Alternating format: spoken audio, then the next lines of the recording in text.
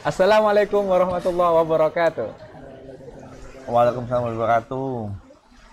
Sahabat kreatif dimanapun Anda berada, semoga sehat selalu dan kita bisa tatap muka dalam keadaan sehat walafiat serta dipenuhi berkah ya oleh Allah Subhanahu wa taala. Amin. Malam ini kita akan membahas satu topik yang lagi viral tentang pengangkatan jenderal ya, mantan Presiden Republik Indonesia Jenderal Soeharto sebagai pahlawan nasional kita, Pak Yai. Ini Pak Yai, belakangan ini ada kontroversi terutama dari kalangan kiai-kiai pondok pesantren. Ada kiai dari Jawa Tengah mengatakan orang yang mendukung Soeharto dinobatkan sebagai pahlawan dia tidak mengerti sejarah.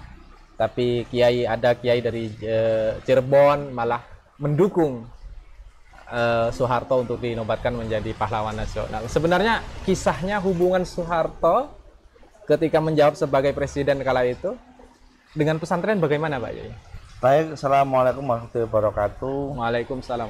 Para hadirin, Kang Imam, Kang Ali, dan Kang Asif, semuanya pemirsa dimanapun, kita ngudoroso ya. Ini jangan serius banget. Iya ya. Ini sudah hari ini fakta bahwa Soeharto sudah jadi pahlawan nasional. Ya. Pro kontra tentu ada. Baik kita sedikit napaklah jejak hubungan NU dengan Pak Soeharto.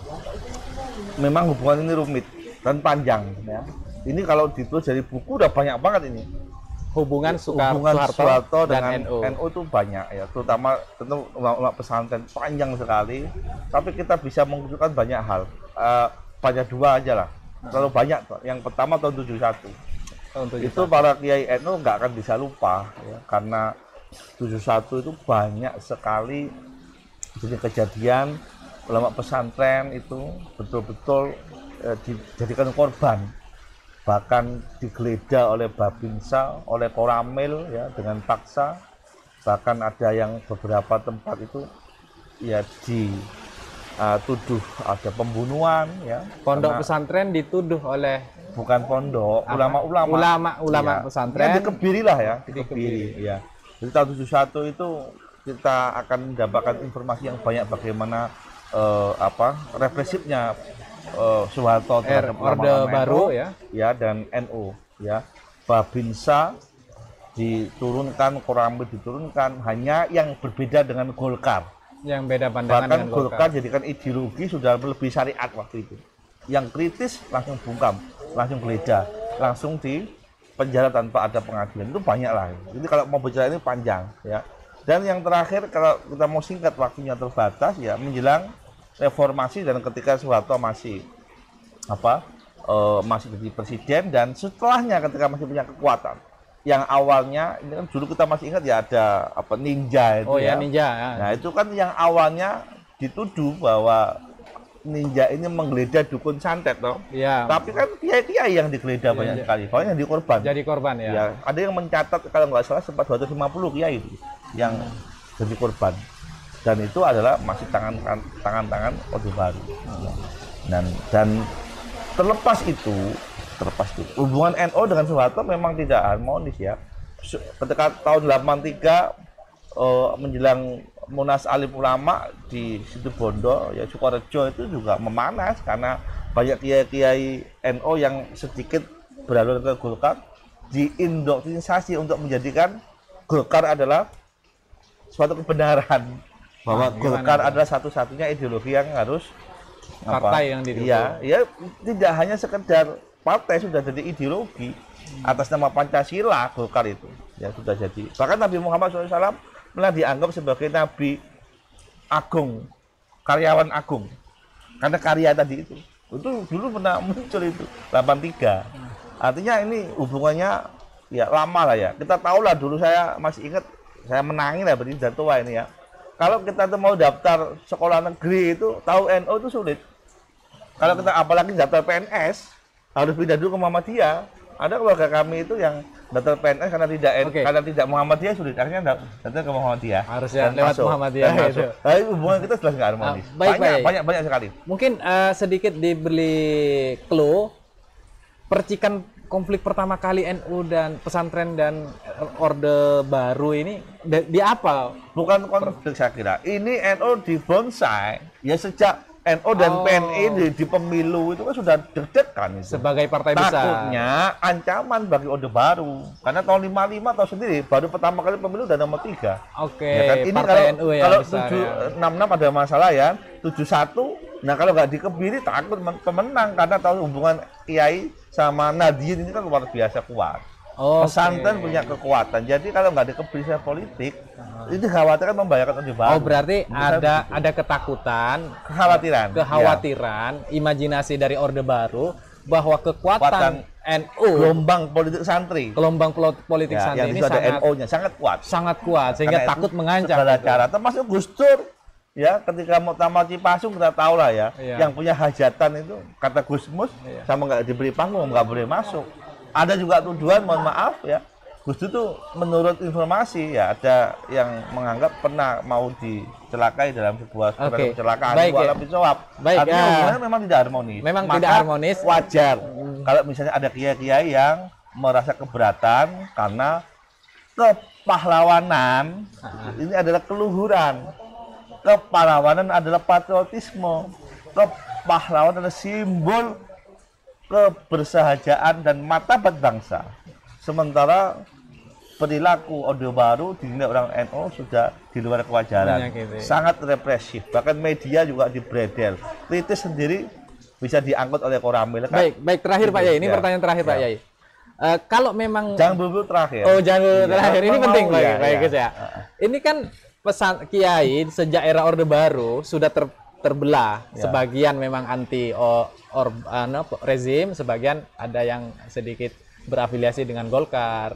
Kiai-kiai pesantren itu jadi P3 itu. Baik. Itu kan Soeharto. Pertanyaan saya, jika di masa lalu begitu, bagaimana dengan konteks hari ini? Pesantren yang mendukung kepahlawanan Soeharto itu kira-kira bagaimana pembacaannya? Ya. Pertama ya kita secara kepribadian rakyat kita itu bahasa pemaaf.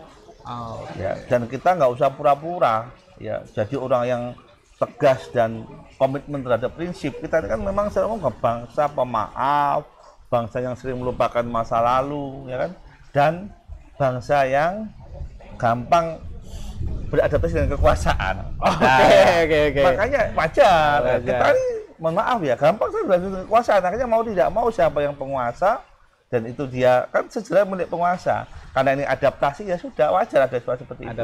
Saya pribadi mohon maaf, saya pribadi ya ini pribadi pendapat saya pribadi gimana mendukung atau tidak ini menjadikan Soeharto sebagai pahlawan saya yes, tetapi bukan pahlawan nasional. Bukan pahlawan kemerdekaan. Kalau Soeharto itu dijadikan pahlawan kemerdekaan hampir nggak ada yang menolak ketika sumbangsinya terhadap serangan 1 Maret 1949 di Yogyakarta, pengambilan alih ibu kota ketika dikuasain oleh Belanda dan Soeharto memang berjasa. Itu hampir sejarawan nggak ada yang kontroversi. Tetapi ketika penumpasan PKI sejarawan banyak yang terbelah. Jangan-jangan ini masih skenario-nya Soeharto. Nah, ada kontroversi. Jadi bukan berarti Soeharto menolong kiai NU diselamatkan dari ancaman PKI, tapi sama-sama NU itu kontra dengan komunis. Sama. Jadi nggak ada menolong. Kalau ada cap Soeharto menolong orang NU terhadap PKI, saya kira tidak benar. Karena apa? Karena ini satu kepentingan. Soeharto juga anti komunis, NU juga anti komunis. Karena ateis, tidak bertuhan. Dan memang para PKI, mohon maaf, itu banyak mengintimidasi dan banyak membunuh para kiai. Otomatis anak-anak muda NU mungkin Ansor atau Banser hari itu bangkit melawan. Baik. Jadi ini kepentingan yang sama. Dan kalau seputar tahun 65 penumpasan PKI, NU diselamatkan enggak, NU dan ABRI bersama-sama memang melawan komunis, memiliki musuh berat. Jadi kalau yang serangan 1 Maret di Yogyakarta itu memang hampir nggak ada yang. Jadi saya lebih setuju Soeharto jadikan pahlawan kemerdekaan. Itu nanti tidak mengebiri pahlawan nasional. Sebab pahlawan nasional itu adalah simbol martabat, simbol keluhuran, simbol kejujuran, simbol keagungan, dan simbol patriotisme setelah penegakan kebenaran. Sementara ini masalahnya banyak sekali.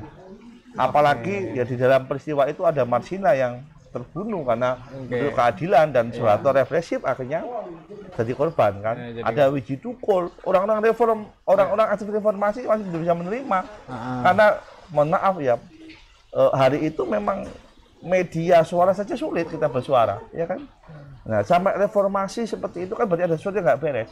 Makanya kalau jadikan pahlawan nasional itu terlalu berisiko menurut saya, karena itu etika dan moral. Tapi kalau kemerdekaan saya kira juga bisa diterima menurut saya. Oke, ini kok saya baru dengar ada istilah pahlawan kemerdekaan, pahlawan nasional. Apakah nanti ada pahlawan reformasi itu? Ya, orang-orang yang berkontribusi pada era reformasi. Memang mau membuat silakan. Tapi kalau kita kan sekarang diberi pahlawan, ada pahlawan kemerdekaan, ada pahlawan revolusi, ada pahlawan nasional. Kalau nasional itu kan martabat. Makanya saya bilang ini mencerminkan bahwa kita tuh pragmatis. Kita nggak usah pura-pura deh, kita tuh pragmatis sekarang tuh. Selain pragmatis kita memang bahasa pemaaf, gampang maafkan. Pilih kita zamanku tole. Iya, memang kan, karena kenyataannya memang lebih pahit hari ini. Gitu. Nah, beberapa hal gitu tapi ya. Dia lupa moral, lupa bahwa kenikmatan demokrasi yang terbuka seperti ini adalah suatu anugerah. Kita bisa bicara bebas, coba zaman di Soeharto seperti ini. Nggak bisa. Ini juga kenikmatan, selain juga ekonomi tentunya. Jadi saya lebih meletakkan Soeharto sebagai pahlawan kemerdekaan daripada pahlawan nasional. Menurut saya begitu. Karena pahlawan nasional akan mendapatkan. Karena pahlawan nasional adalah simbol martabat, simbol kemuliaan, simbol kebenaran, simbol patriotisme. Yang sulit diterima oleh korban-korban itu. Sementara ini kan kita 32 tahun, coba lihat perjalanan bangsa kita. Direpresi ya, Ini semua dibredel. Pembungkaman, ya kan, pengadilan tanpa mohon maaf, hukuman tanpa pengadilan banyak sekali, apalagi nanti kita ingat orang-orang yang eksil itu. Nah, kita harus hargai anak-anak bangsa seperti itu yang jadi korban. Ya, dengan segala tentu kekurangan sebagai manusia. Karena ini adalah martabat. Nah, masalahnya karena kita itu gak bangsa yang gampang adaptif dengan kekuasaan. Jadi gimana ini kalau adaptif dengan kekuasaan? Risikonya ya harus dukung itu. Ya, risiko kita bangsa yang pemaaf, yang sering melupakan sesuatu, dan kita sering berpura-pura demi adaptasi kepada kekuasaan. Ya, itu pendapat saya. Pendapat. Jadi ini mungkin kawan sudah terakhir lah itu. Iya, ini terakhir ya. Saya sedikit simpulkan bahwa jika ada kiai di berbagai pondok pesantren yang mendukung kepahlawanan Soeharto dan yang lain kiai menolak, maka Pak Yai sebagai pemateri di sini, Pak Yai Ago Irawan, pengasuh Pondok Pesantren Baitul Kalimah, setuju pengangkatan Soeharto sebagai pahlawan kemerdekaan. Ini tolong di-highlight, bukan pahlawan nasional. Jalan tengah saya kira itu. Ini insya Allah sebagai jalan tengah. Wasatiyah ya. Sahabat kreatif, sampai ketemu minggu depan pada tema berikutnya. Salam kreatif. Assalamualaikum warahmatullahi wabarakatuh. Waalaikumsalam warahmatullahi wabarakatuh. Terima kasih Pak Yai.